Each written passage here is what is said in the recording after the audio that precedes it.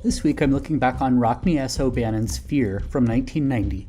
Fear is in the vein of films like Eyes of Laura Mars, in that it centers on an individual with second sight with a connection to a violent maniac, but unlike a lot of similar themed efforts, Fear has been largely forgotten by the movie-going public, and that's a shame because it's a riveting psychological horror thriller that is well worth the price of admission.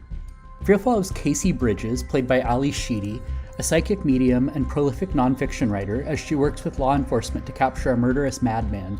But when the culprit proves to also possess the gift of second sight, the case takes a dangerous turn that finds Cayce putting her life on the line. While we've seen this basic setup done several times before, Fear gets enough right to be legitimately enjoyable, and the always likable Ally Sheedy does solid work in her turn as Cayce. When she's connected to the killer, Cayce really appears to be going to a strange, scary, unpredictable, and uncomfortable place, and I can't imagine conveying that cluster of emotions all at once without overdoing it was easy. Yet I think Sheedy does a commendable job helping the audience understand her experience through a variety of nonverbal cues. Writer-director Rockne S. O'Bannon has certainly scripted Cayce as an endearing lead. We quickly learn that she's not full of herself or jaded by her success. Finding out that Cayce was an orphan until she was 8 years old due to the off-putting effects of her psychic abilities on prospective adoptive parents allows us to see a fragile and vulnerable side to her. The seemingly minor nuance makes Cayce infinitely more relatable. But not all of the credit for the way Cayce comes across on screen belongs to O'Bannon. Sheedy does a great deal to make the character engaging. She typically brings a quirky charm to the roles she plays, and she manages to do exactly that with Fear.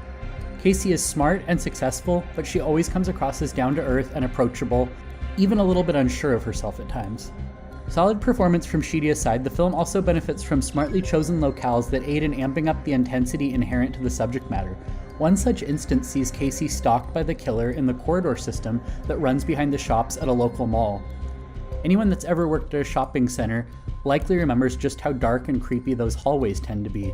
Additionally, although it's not particularly groundbreaking, the finale makes effective use of its carnival setting. Some of the attractions play into the narrative, and they're used to great effect.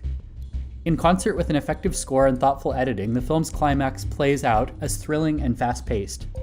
If you haven't seen this tale of psychic terror, you're not alone, and that may have to do with the film's botched release strategy.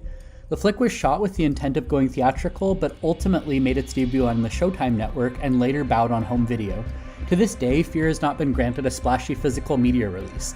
The flick bowed on DVD as a double feature with Parents, but it deserves better than that. I'd love to see Fear get the Vestron Collector's Series treatment in the near future. It's an entertaining ride with an endearing lead and a compelling mystery at its core. If you're keen to check out Fear, you can also track it down as a digital rental or download via Amazon. Lastly, if you're a fan of underrated cinema and are keen to chat more, you can find me on Twitter @FunWithHorror. That's all for this week. Thanks so much for checking into the Overlook Motel.